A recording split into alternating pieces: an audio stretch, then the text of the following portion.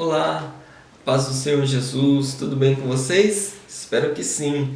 Hoje nós temos o nosso 10º vídeo. Estamos aí fechando essa série em que nós falamos a respeito da pessoa de Jesus Cristo e do discipulado, que é a nossa forma de viver aprendendo com Ele e como seus seguidores.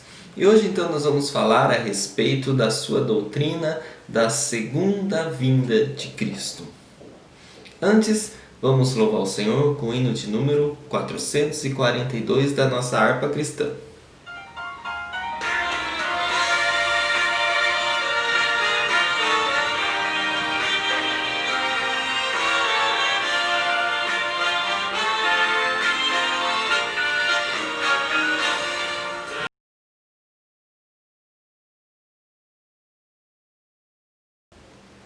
Segunda vinda de Cristo.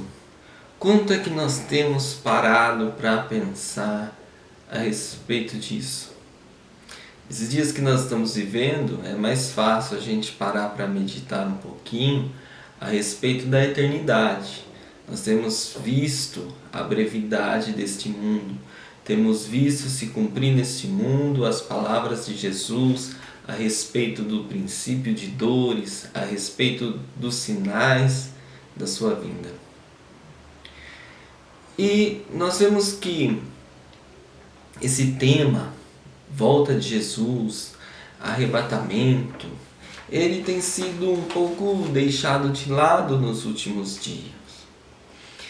E aí eu paro para pensar, seria possível nós permanecermos em uma fé genuína na divindade de Jesus e na revelação da mensagem do Evangelho, se nós deixarmos de lado as palavras de Cristo? E dentre as palavras de Cristo, a sua doutrina da segunda vinda? Veja como o autor da carta aos Hebreus inicia seu texto. Ele diz: havendo Deus antigamente falado aos pais, muitas vezes e de muitas maneiras, através dos seus profetas, a nós falou-nos nesses últimos dias através do Filho. É um testemunho do autor de que as palavras de Jesus, de que o ministério profético de Jesus, ele era a revelação da palavra e da vontade de Deus. O que segue-se então para nós é a consciência de que nós precisamos partir para uma postura de obediência pura, de uma obediência simples a essas palavras de Jesus. E se nós cremos nele, como nós já dissemos aqui nas nossas aulas iniciais, que ele é o Filho de Deus, porque ou ele é Deus, ou ele era um homem louco por falar o que ele falava, nós também cremos na sua segunda vinda. E nós partimos então para a obediência e para a fé na sua palavra. Você percebe que há muitas pessoas que estão indignadas ou simplesmente desacreditadas de tudo que se diz respeito à fé, a Deus, à igreja. E isso é consequência de uma mensagem que tem sido pregada, de um evangelho muito desfalcado, porque oferecemos às pessoas pontos selecionados da Bíblia Sagrada, em que fala de sucesso pessoal, de prosperidade, de confissão positiva, de triunfalismo e de tudo que isso implica, e deixamos de lado a cruz, deixamos de lado a santificação, deixamos de lado também a segunda vinda de Cristo. E se nós esperarmos em Cristo somente nessa vida, somos os mais miseráveis de todos os homens. Então nós temos pessoas dentro e fora da igreja que estão se tornando pessoas cada vez mais céticas e que rejeitam e que zombam do evangelho muitas vezes por conta desse evangelho barato que tem sido pregado. Sobre graça barata, você vê o nosso vídeo. Qual é a graça? que é um dos meus preferidos aqui dessa nossa temporada. Então isso acontece porque muitas pessoas não têm recebido. Ou não têm recebido, talvez não porque não lhes fossem oferecido, mas porque também não quiseram receber um evangelho genuíno que fale da palavra de Deus. Quando nós recebemos a palavra de Deus em nosso coração, nós temos que prestar-lhe então uma obediência pura, uma obediência simples, porque é através da obediência à palavra de Cristo que nós somos chamados a um ambiente onde a fé é possível. Veja o chamado de Jesus aos seus discípulos, quando Jesus ele chama e diz: vinde após mim e eu vos farei pescadores de homens. E os pescadores deixam a rede e o seguem. Aqueles homens estão saindo do seu ambiente, estão saindo da que nós chamamos de zona de conforto aqui para nós, né? Estão saindo daquela situação de vida comum que eles tinham para uma situação extraordinária de vida, que é um modo fora da ordem que eles estavam habituados, num ambiente onde a fé se torna possível. Entende que isso é colocar a fé em prática? O que é? Coloque sua fé em prática, meu irmão. Coloque a sua fé em prática pressionando Deus. Coloque a sua fé em prática pedindo com veemência. Coloque a sua fé em prática fazendo o quê? Coloque a sua fé em prática vivendo uma forma de vida onde a fé é possível. E ver uma forma de vida onde a fé é possível é viver conforme a palavra de Deus e seguindo Jesus como um discípulo. Quando Jesus ele chega para Levi, que está na alfândega cobrando imposto, e diz para Levi: vem, segue-me, Levi deixa o seu posto e passa a viver seguindo Jesus. E essa é uma vida onde a fé é possível. Se ele permanecesse onde ele estava, a sua fé não seria possível, porque a fé ela não pode ser meramente intelectual. Ele não poderia simplesmente dizer: ok, eu sei quem é Jesus, ele quer que eu no meu interior me sinta próximo dele, mas deixa ele lá vivendo a vida dele e eu vivo a minha vida aqui. Nesse ambiente a fé não era possível. Quando Jesus diz para Pedro: sai do barco e vem, Pedro vai. Porque dentro do barco a fé de Pedro estava abalada. Agora fora do barco, ele foi para uma situação onde crer era possível e necessário. E ele creu. Tanto que ele afunda no momento que ele começa a olhar ao redor, que ele deixa de fitar Jesus. Essa mensagem, né, eu creio que você já ouviu algumas vezes. Ela é maravilhosa. Então, quando nós recebemos um chamado de Deus e que nós ouvimos e recebemos a graça dele, nós estamos nos inserindo nesse ambiente onde a nossa fé é possível. A fé só é possível mediante a obediência. Só dá para obedecer se crermos. Então, é assim que nós nos tornamos um seguidor de Jesus. Veja o exemplo daquele jovem rico que nós lemos lá no Evangelho de Mateus, no capítulo 19. No versículo 21, Jesus diz a ele: se quiseres ser perfeito, vai, vende tudo quanto tem, dá aos pobres e terás um tesouro no céu, e vem e segue-me. A sequência diz: e o jovem, ouvindo essas palavras, retirou-se triste, porque possuía muitas propriedades. Jesus está oferecendo a ele a possibilidade de ser perfeito diante de Deus e herdar a vida eterna quando ele deixasse de possuir aquilo que ele possuía, porque Jesus sabia que era aquilo que o impedia de viver num ambiente onde sua fé perfeita em Deus era possível. E aquele jovem se retira triste, porque seguir a Jesus para aquele jovem era de fato obedecer essa palavra, vender tudo o que ele tinha, distribuir seus bens aos pobres e passar a seguir Jesus. Jesus não dá essa ordem para todas as pessoas com as quais ele se encontra. Jesus encontrou pessoas que também tinham posses, mas ele dá para esse jovem esse mandamento. E aí na sequência vem Jesus falando como é difícil entrar um rico no reino dos céus. E os discípulos então dizem, logo quem poderá salvar-se? Veja que Jesus fala como é difícil entrar um rico no reino dos céus, ele acabou de ter um encontro com aquele jovem. E os discípulos dizem, quem poderá salvar-se? Os discípulos então estão entendendo que Jesus está falando de todas as pessoas. Quando Jesus fala, é difícil entrar um rico no reino dos céus, Jesus está falando, é difícil entrar no reino dos céus uma pessoa como esta, que tem algo dentro dela que ela não consegue abrir mão daquilo. O que é que você tem que você precisa deixar, vender? É isso que Jesus está dizendo. Deixa.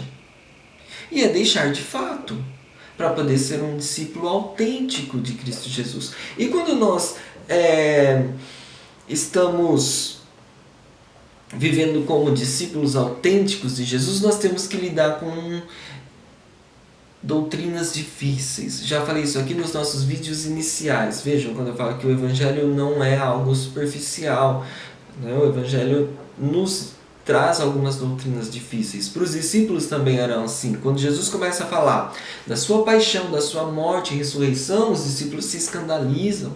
Eles falam, Senhor, tem piedade de ti mesmo. O que o Senhor está falando? E Jesus, ele falou da sua vinda, da sua segunda vinda, muitas vezes para os seus discípulos. Isso era algo sabido deles. Tanto é que há momento em que eles vão perguntar para Jesus a respeito dessas coisas, quando é que isso se daria.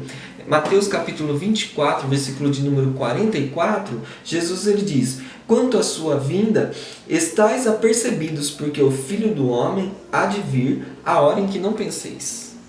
Então, quando nós vamos ler o sermão profético de Cristo, há 3 coisas muito claras a respeito deles. E Jesus diz que era certo que ele viria, e ele viria no momento em que ninguém sabia, como um ladrão na noite, e ele viria como um relâmpago, do Oriente ao Ocidente. Seria um evento sobre toda a terra. E a terceira coisa é que a sua vinda resulta em juízo, restauração. Então ele fala de um fim eminente, ele fala de um fim repentino e de um fim de uma ação externa a esse mundo, que é a ação de Deus, e a vinda dele como rei. Os discípulos, eles se sentem ansiosos, querendo saber quando isso viria a acontecer. Então é um momento em que ninguém sabe. Ele diz...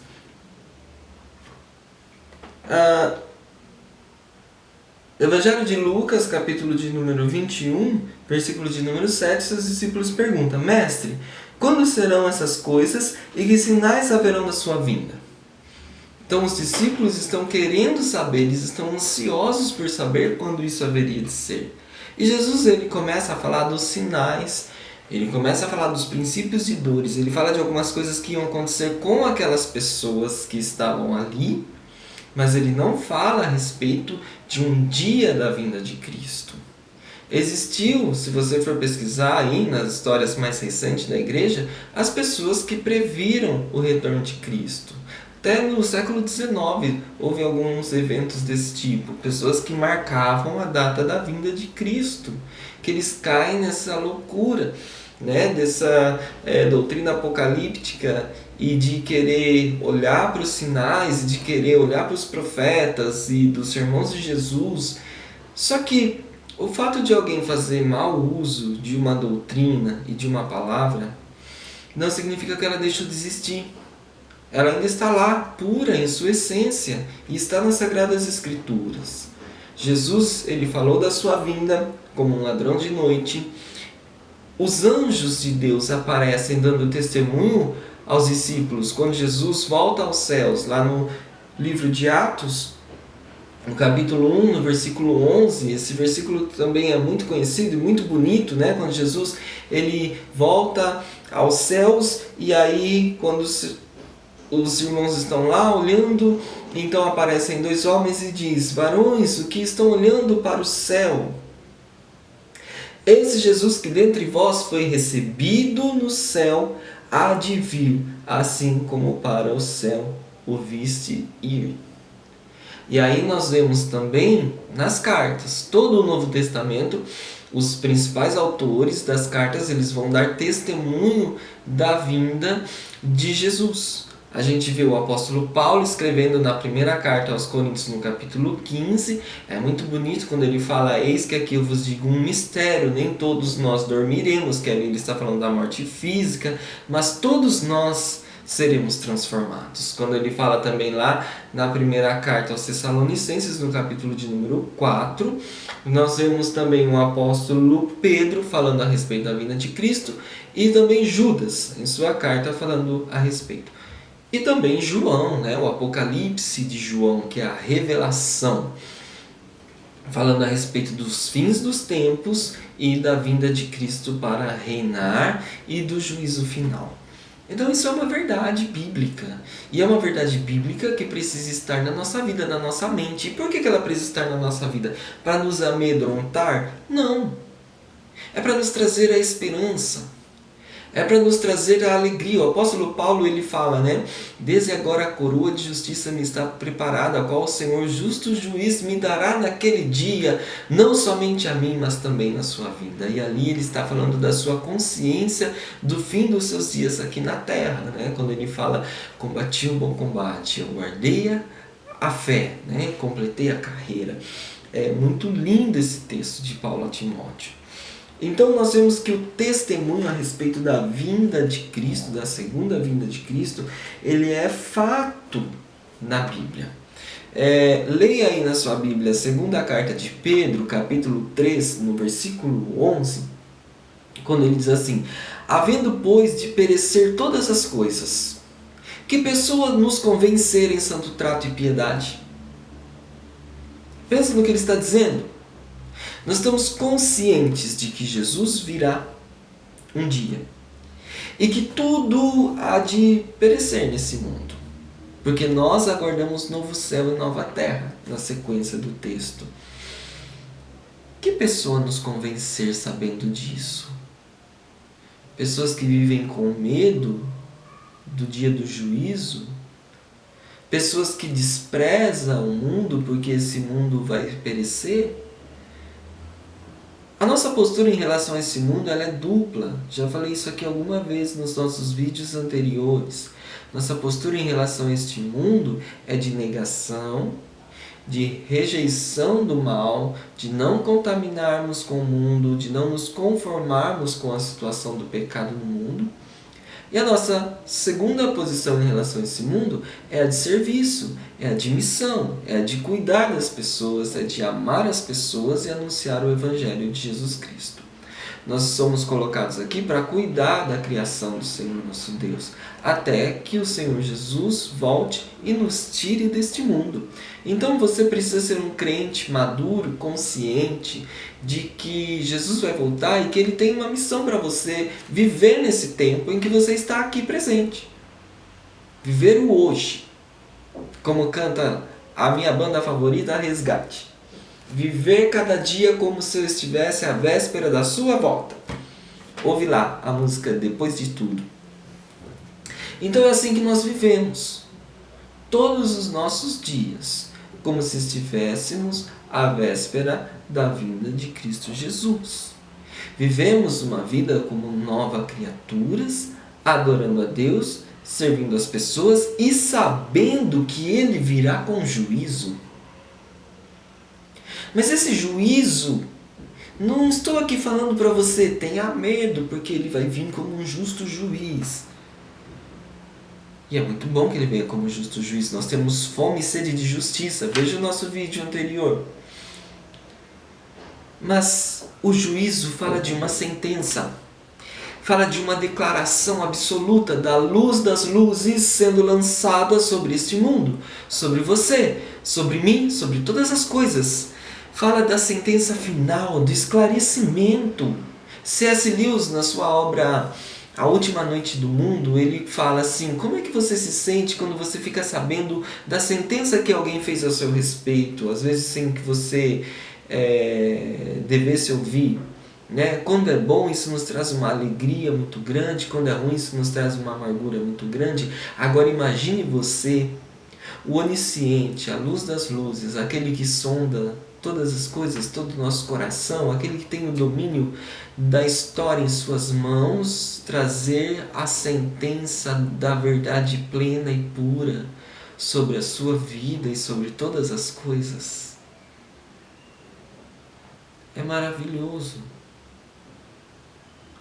Nós não somos dignos de nada, mas nós vivemos ansiando por aquele dia em que o nosso Pai vai vir e vai nos acolher na eternidade. Sabe aquele prazer que você sente quando seu pai reconhece algo que você fez e você sabendo que você só fez porque ele te permitiu fazer? Algo mais ou menos assim, mas elevado a um nível muito superior. É quando nós, criaturas inferiores, formos recebidas pelo nosso Criador pleno, supremo, santo, maravilhoso, perfeito. Vamos dizer, como João encerra o seu livro do Apocalipse: Amém. Ora vem, Senhor Jesus. Encerramos aqui essa série de temas especiais a respeito do ministério profético de Jesus e da nossa vida de discipulado. Eu espero que você tenha aproveitado isso para a sua edificação, para a sua vida de comunhão com Deus. Se você tiver algum tema para sugerir, encaminha, comenta aí, manda mensagem para que a gente possa conversar mais a respeito da palavra. Deus nos abençoe.